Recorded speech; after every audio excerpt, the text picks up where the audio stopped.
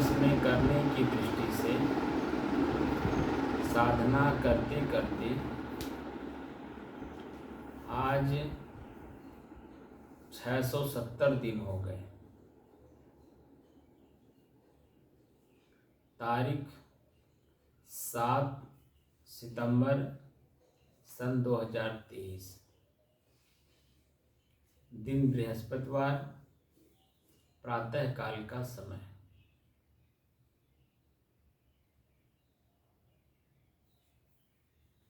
हम लोगों का मन एकाग्र था किसी एक काम को करने के लिए, उसी में स्थिर था और एकदम गहरी शांति में था।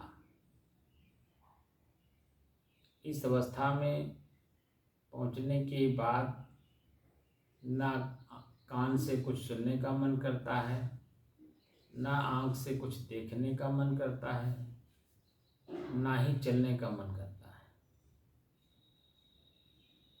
यही अवस्था वास्तव में मैं का है। मैं शरीर में जो है, जिसकी वजह से आँख, नाक, कान, हाथ, पैर, पेट, पीठ, पूरी इंद्रियां, पूरा शरीर, जिसकी वजह से स्वस्थ है, उसी को हम लोग जानना चाहते हैं। अध्यात्म में आने के बाद उसी को जानना चाहते हैं कि आखिर कौन है एक ऐसी शक्ति जो सभी को चला रहा है, पूरा विश्व ब्रह्मांड चला रहा है। आप अपने शरीर को और मैं को जान लीजिए। यही दो चीज़ें जानने के बाद पूरे विश्व की जितनी भी भ्रमें हैं सब दूर हो जाएंगे।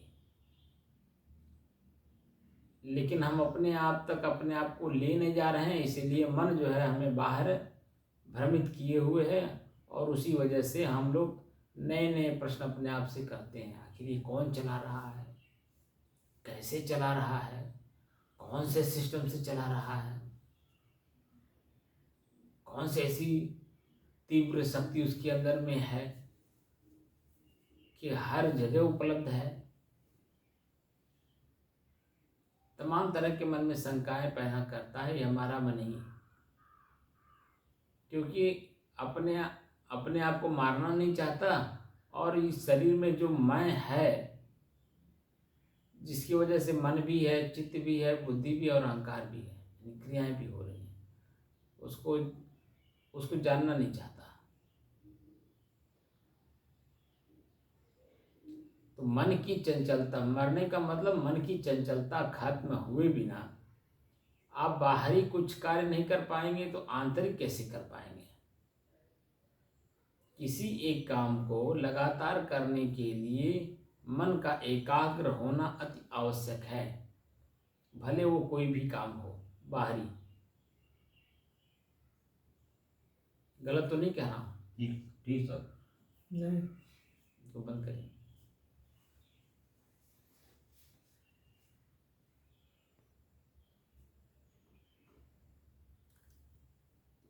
मन जब एकाग्र होता है तभी हम रास्ता चलते हैं।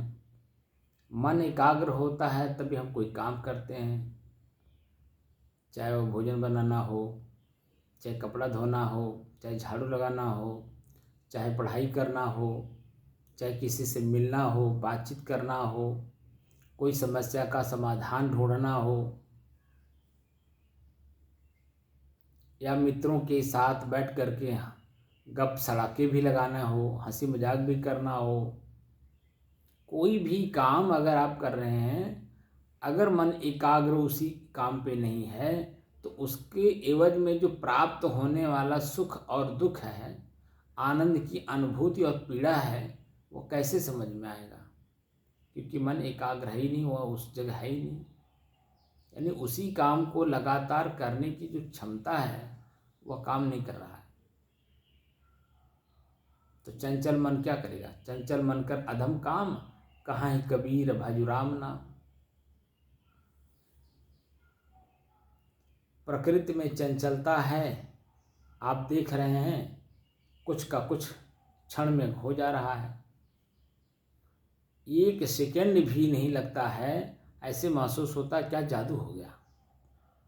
प्रकृति में इतनी तेजी के साथ बदलाव है, और वो बदलाव ही चंचलता है। तो हम प्रकृति नहीं है ना, हमारा शरीर प्रकृति है, मेरी आंख प्रकृति है, कान प्रकृति है, जीभ, लिंग, यानी पूरा शरीर ही जो है आपकी ये प्रकृति ही है। और अपने ही प्रकृति को अपने ही द्वारा पहले जानना होगा। जानने, समझने और देखने के बाद ही आपके मन के अंदर में जो भ्रमें पैदा हुई हैं, भ्रमें ये बहुवचन है, अनेकों प्रकार के भ्रम हमारे अंदर में हैं, एक दो नहीं। तभी दूर होगा जब हम एक एक करके भ्रम दूर करने की कोशिश करेंगे। कबीर साहब ने तो कहा कि एक को साध लीजिए, सारी भ्रमें अपने आप समझ में आ जाएंगी। वह है आपका मन। आपका मन आपके बस में हो जाए, सारी भ्रमें दूर। अगर मन अपने बस में नहीं है तो भ्रमें दूर कैसे होंगी? क्योंकि खोज भी मन ही करता है, चंचल भी मन ही करता है, एकाग्र मन ही होता है, और सारी क्रियाओं को खत्म करने के बाद मन भी शांत भी मन ही होता है, और शांति का अनुभव भी मन ही करता है। यानी जिस रूप में आप इसे प्रदर्शित करना चाहते हैं अपने जीवन में, उस रूप में दिखाई देता है। लेकिन जिसकी धुरी पर ये मन चलता है, जिसके कारण से मन चलता है, वह कारण मैं स्वयं हूँ और शांत स्वरूप हूँ।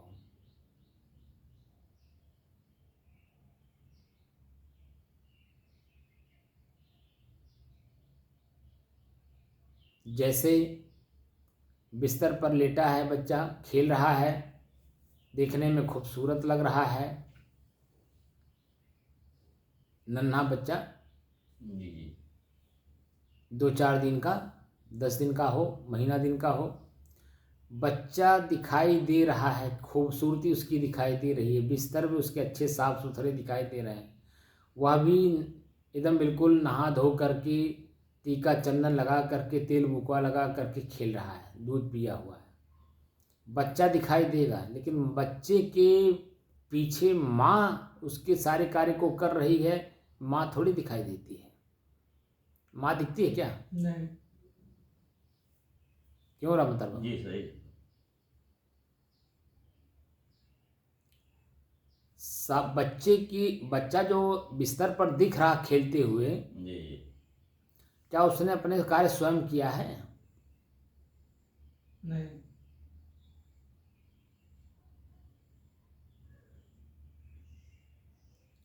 इसी तरह से हमारा मन भी जो कुछ दिखाता है वो मन ही दिखाता है, और अपने ही कृत्य को दिखाता है,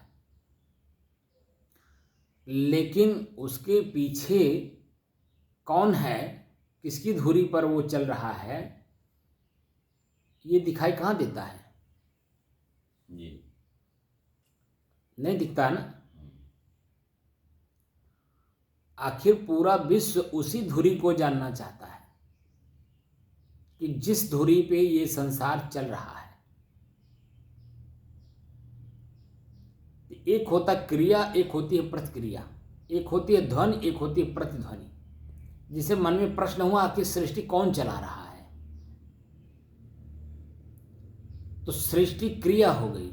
प्रतिक्रिया कर लो, किसको जानने वाला कौन है, इसको इसमें प्रश्न करने वाला कौन है? तो प्रश्न करने वाला मैं स्वयं ही हूं ना। मेरे ही अंदर में मेरा ही मन मुझसे प्रश्न करा रहा है कि सृष्टि कौन चला रहा है। और मैं अपने आप को नहीं जानता, इसीलिए सृष्टि के बारे में जानने की कोशिश कर रहा हूं। अब पूरा विश्व उसी सृष्टि को जानने में लगा हुआ है। अंत में मृत्यु अगर न हो तो ये मनुष्य क्या क्या कर रहा है आप देख ही रहे हैं, और क्या क्या और कर जाएगा कुछ पता नहीं है। सिर्फ मनुष्य को डर है तो अपनी मृत्यु का, यानी शरीर बिछोह का। क्योंकि कोई भी कार्य संबंध से ही होते हैं। शरीर है तो जीवन है, और जीवन है तो मैं हूँ, और मैं ही सारा कार्य कर रहा हूँ।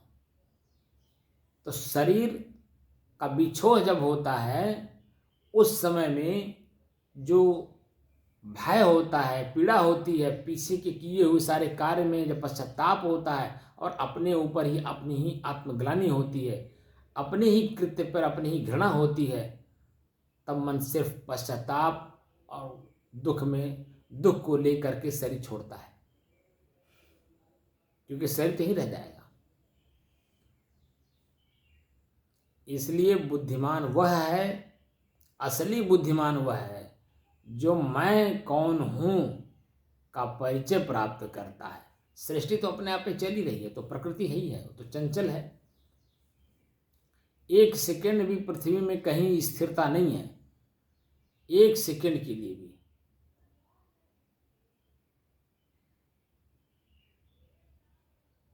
और जो स्थिर है उसको चंचल में खोजा जा रहा है।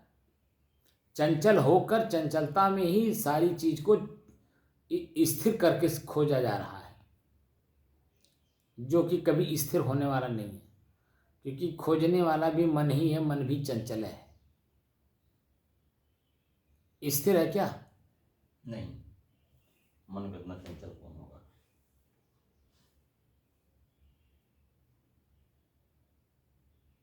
तो जो स्थिति प्राप्त थी, इसी को मजबूत करना है।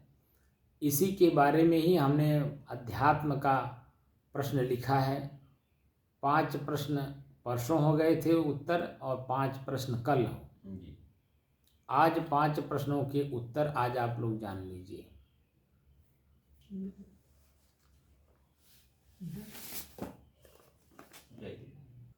हो गया।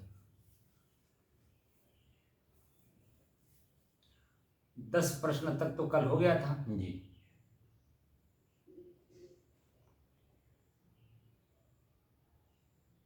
10वां प्रश्न था कि हमारा जीवन आध्यात्मिक होना चाहिए कि नहीं। जी। तो उत्तर था कि हमारा जीवन प्रथम दृष्टया भक्तिमय होना चाहिए, जहाँ भक्ति के सारांश में अध्यात्म अपने आप प्रवेश कर जाता है। जिसका जीवन प्रथम दृष्टया भक्ति में प्रवेश करता है, उसी का जीवन अंत में आध्यात्मिक हो जाता है, करना नहीं पड़ता है। मनुष्य का जीवन भक्तिमय हुए बिना आध्यात्मिक हो ही नहीं सकता है। ये उत्तर था ना? जी, ठीक रहा। प्रश्न नंबर 11, अध्यात्म शब्द अपने आप में क्या है, साधन या साध्य? उत्तर है कि आत्म स्व अर्थात मैं स्वयं को कहते हैं। संधि विच्छेद करेंगे अध्यात्म का, तो अधिधन आत्म, अधि माने होता है अध्ययन, रिसर्च, खोज, चिंतन, विचार। किसका? आत्म शब्द पर। आत्म शब्द ही एक ऐसा पाठ है जिस पर रिसर्च चल रहा है। जितने भी आध्यात्मिक ग्रंथ हैं, सब उसी पर खोज कर रहे हैं कि आखिर आत्म कौन है, यानी मैं कौन हूं। जी। तो अधिधन आत्मा, तो आत्म अर्थात स्व, यानी मैं। जी। मैं स्वयं ही साध्य है, परंतु अधि शब्द जुड़ा है, जिसका अर्थ है अध्ययन, खोज, रिसर्च आदि। खोज बिना साधन के होगा नहीं। कोई भी खोज साधन बनाना होगा। आप अगर खोज करना चाहते हैं तो साधन पहले जुटाना होगा। जी। साधन का प्रयोग करने वाले का ही तो खोज होना है। जो साधन का प्रयोग कर रहा है वो स्वयं ही अपने आप का खोज करेगा साधन के द्वारा। जब तक खोज करने वाला खोज करने की वस्तु का प्रयोग बंद नहीं करेगा, तब तक साध्य जो मैं स्वयं है वह प्राप्त नहीं होगा। इसीलिए सदगुरु कबीर कहते हैं साखी प्रकरण में, शब्द हमारा तू शब्द का, शब्द हमारा तू शब्द का, सुनि मति जाहु सरक, जो चाहो निज तत्व को, तो शब्द ही लेहु परख। शब्द को अगर अपने आप को, यानी निज तत्व मतलब स्वयं को, स्वयं ही एक तत्व है। जी। जैसे माटी, पानी, आग, हवा, आकाश अपने आप में एक तत्व है, वैसे उसका प्रयोग करने वाला स्वयं भी एक तत्व है। ठीक है ना। साधन का प्रयोग करने वाला स्वयं मैं को खोज रहा है। साधन का प्रयोग करने वाला स्वयं मैं को खोज रहा है। साधनों का प्रयोग करके, जब तक साधनों का प्रयोग बंद नहीं करेगा प्रयोग करने वाला, तब तक स्वयं मैं कौन हूं को नहीं पहचान सकता है। जो नींद अवस्था है, वास्तव में शरीर का प्रयोग करने वाला शरीर में ही मैं को प्राप्त करता है, परंतु उसे उस अवस्था का ज्ञान यानी जानकारी प्राप्त किया नहीं, इसलिए इतनी बड़ी शक्ति को निरर्थक में खो देता है।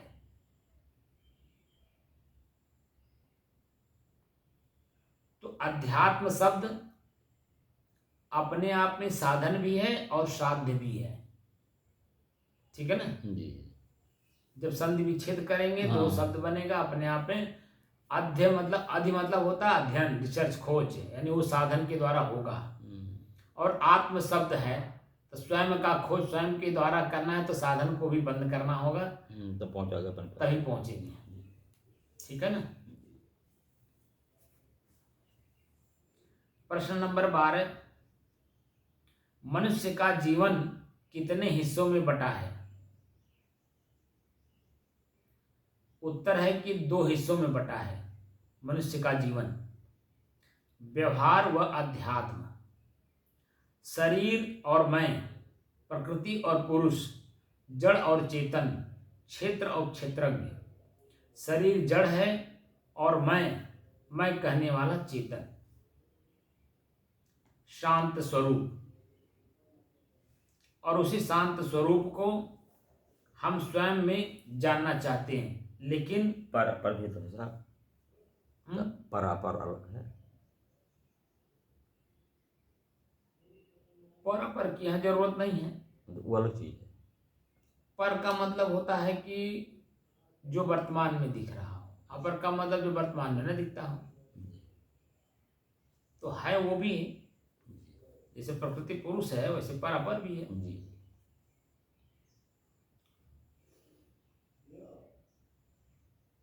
तो ये बात समझ में आ गई। 2 हिस्सों में बटा है। जी।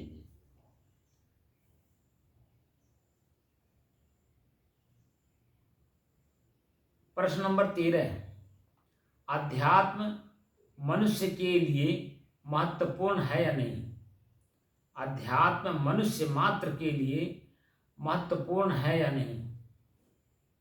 उत्तर है कि जैसे भोजन शरीर के लिए महत्वपूर्ण है, वैसे अध्यात्म मैं के लिए मनुष्य मात्र को महत्वपूर्ण बनाना चाहिए। जो वास्तविक सत्य है, जिसको हम सब भूले बैठे हैं, यानी भूल बैठे हैं। अगर इस शरीर में मैं नहीं होता तो शरीर का क्या अस्तित्व है? यह आप सब शरीर छूटने पर पता चलता है। जैसे सामने कोई मुर्दा हो, उसको आप देखिए, उसमें उस शरीर को चलाने वाला ड्राइवर उस पर से उतर गया, उस शरीर का क्या महत्व है? आप लोग खुद ही उस शरीर को ले जा करके क्या क्या करते हैं? या तो जमीन में दफना देंगे, जैसे समाधि बोलते हैं, दफनाना बोलते हैं, या चिता पर रख करके उसे जलाकर एक मुठ्ठा राख कर देंगे, या नदी में जल प्रवाह कर देंगे। और मैं राजस्थान में देखा था एक जगह जहाँ पर जंगल में ले जाकर, पहाड़ी इलाका है, पहाड़ के ऊपर जंगल में ले जाकर के शरीर को रख देते हैं और कहते हैं कि यहाँ के जानवरों के लिए ये भंडारा है। ये भी हमने देखा है। जी।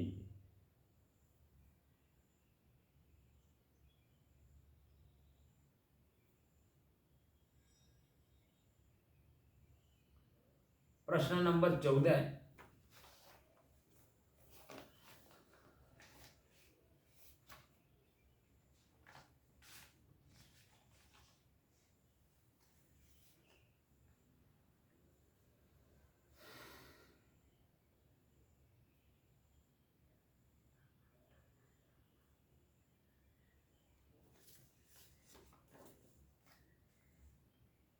अध्यात्म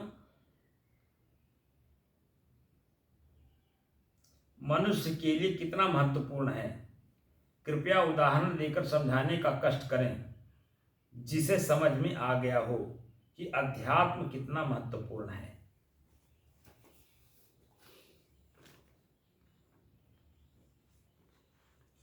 उत्तर है कि ऊपर 13वें प्रश्न के उत्तर में मैं उत्तर दे आया हूं। अभी भी जो मैंने उत्तर प्रश्न 13 का दिया हूं, ठीक है ना। फिर भी एक उदाहरण और दे देता हूं। जैसे श्वास बिना शरीर नहीं चलता है, जैसे श्वास बिना शरीर नहीं चलता है, वैसे ही मैं के बिना श्वास नहीं चलता है। कि चलता है? नहीं चलेगा। अगर मैं उस शरीर में न रहे तो क्या श्वास चलेगा? नहीं चलेगा। कहते हैं श्वास बंद हो गया। तो बंद हो गया का मतलब क्या हुआ? शरीर निष्क्रिय हो गई, किसी काम लायक नहीं रहेगी। क्योंकि श्वास को लेने व छोड़ने वाला ही मैं है। जैसे शरीर के लिए श्वास महत्वपूर्ण है, वैसे मनुष्य जीवन में अध्यात्म महत्वपूर्ण है ना। प्रश्न नंबर 15, पूर्व के मनुष्यों को आध्यात्मिक क्षेत्र बनाने की क्यों जरूरत महसूस हुई? एक क्षेत्र अलग बना दिया ना अध्यात्म का, उसे बनाने की जरूरत क्यों महसूस हुई? जैसे मंदिर जाना, आश्रम जाना, संत के पास जाना, गुरु करना, ये आध्यात्मिक क्षेत्र हो गया ना। इसकी जरूरत क्यों पड़ी?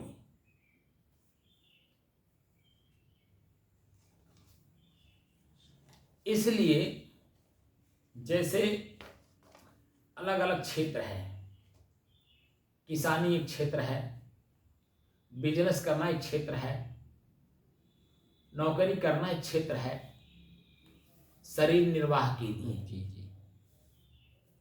क्या? शरीर निर्वाह के लिए जैसे खेती एक क्षेत्र है, बिजनेस एक क्षेत्र है, नौकरी एक क्षेत्र है, या अपने अंदर में कोई हुनर हो उसका प्रयोग करना क्षेत्र है। उसी तरह से मोक्ष प्राप्त करने के लिए, यानी दुखों से सर्वदा के लिए छूटने के लिए अध्यात्म क्षेत्र बनाने की जरूरत पड़ी, और आज भी है और आगे भी सदैव ये रहेगा। इस क्षेत्र में वही व्यक्ति को आना चाहिए जिसे वास्तव में मैं कौन हूं और ये संसार क्या है, इस प्रश्न का उत्तर अगर ढूंढना हो तो बिना अध्यात्म क्षेत्र में गए ये संभव नहीं है। क्योंकि जैसे खेती करते समय पूरा मनोयोग से खेती किया जाता है, उसी खेती से मेरे अपने शरीर का निर्वहन होता है, और उसी खेती से मैं अपने शरीर के साथ परिवार प्लस समाज का भी हम देख रेख कर लेते हैं, भरण पोषण कर लेते हैं। ठीक है कि नहीं? उसी तरह से हम जब अपने अध्यात्म क्षेत्र में आते हैं तो मैं स्वयं का कल्याण तो करता ही हूं, यानी क्रोध को अपने बस में करता हूँ, जी लोभ को अपने बस में करता हूँ, काम वासना को अपने बस में करता हूँ, यानी पूरे शरीर करता हूँ। शरीर की इंद्रियां, उसके विषय, उनके भोग सबको अपने बस में करता हूँ और करके परिपूर्ण रहता हूँ। तो जो व्यक्ति, पीड़ित व्यक्ति दूसरा है, अगर अपने आप को शांत करना चाहता है तो इस मार्ग का अनुसरण उसे बताया जाता है, तो धीरे धीरे उसके जीवन में भी सुधार हो जाता है और वह व्यक्ति भी अपने जीवन को कल्याणमय बना लेता है। यानी मैं, मेरा शरीर, मैं और संसार, सबका ज्ञान उसे हो जाता है धीरे धीरे। बस खाली अभ्यास करना है। अभ्यास करते करते जी मैं, मेरा शरीर, मेरी इंद्रियां, मैं और मेरा संसार, शरीर और संसार, सबका ज्ञान हो जाता है, धीरे धीरे होता है। बात को समझ में आई? तो ये पूर्ण हुआ 15वां अध्याय, नहीं 15वां प्रश्न, अध्याय ने 15वां प्रश्न। तो ये 15 प्रश्न की जो उत्तर हमने दिया, ये बात समझ में आ गई? आ गई सर। है? आ गई ना? अब कोई बट हो तो बताइए। नहीं, कोई नहीं सर। बंद करिए इसको। इन 15 प्रश्नों के उत्तर जो आपको हमने दिया, जी कल्पना में तो नहीं है? नहीं, कल्पना नहीं।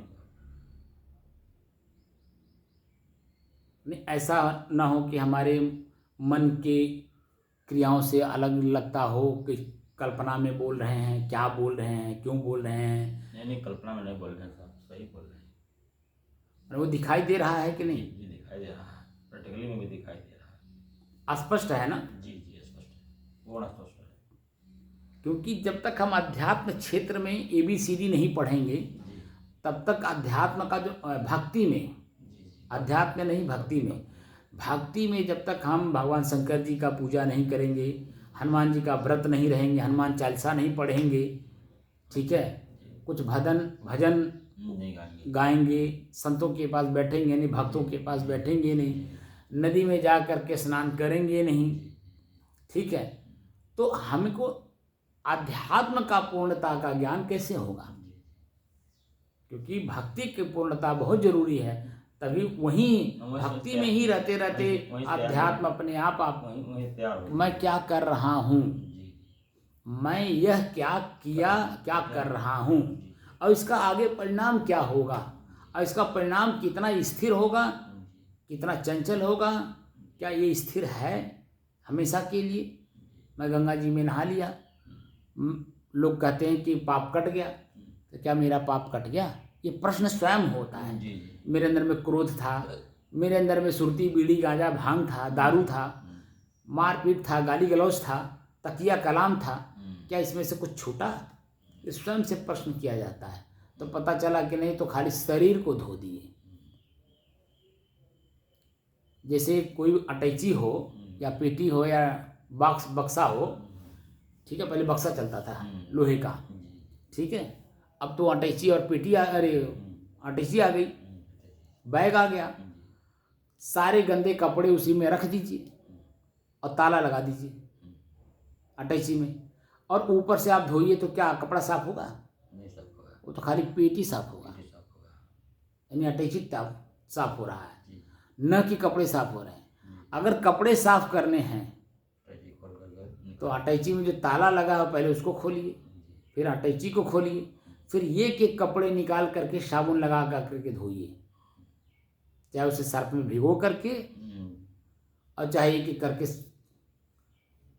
साबुन लगा करके, और रगड़ करके धोएंगे तभी जा करके वो, रगड़ने का मतलब होता है कि बार बार। तो ये जो हम लोग साधना कर रहे हैं, साधना का मतलब ही होता है बार बार क्रियाएं, एक ही क्रिया को बार बार करना, क्योंकि हम एक ही क्रिया में संतुष्ट नहीं हो पाते, इसलिए बार बार करना होता है। जैसे बार बार भोजन करने से बार बार हमारा शरीर संतुष्ट होता है, बार बार पानी पीने से हमारा प्यास संतुष्ट होता है, यानी तृखा बुझती है, बार बार किसी शब्द को सुनने से हमारे मन की भ्रम दूर होता है, बार बार किसी दृश्य को देखने से वो दृश्य मजबूत होता है, इसी तरह से हमारे अपने ही अंदर में मैं जो हूँ, इसको अभ्यास करने के बिना किए वो वहाँ तक नहीं पहुँच पाएंगे। आँख बंद करना पड़ता है, कान बंद करना पड़ता है, शरीर में कोई क्रियाएं नहीं होती हैं और अंदर से देखा जाता है अपने श्वास को, अपनी क्रियाओं को, और धीरे धीरे अपनी क्रियाओं को अपने ही मन से धीरे धीरे उतारना होता है। उसी को उतारने की कला सीखना होता है। तो बात पूरी समझ में आ जाती है। ठीक है ना। साहिब।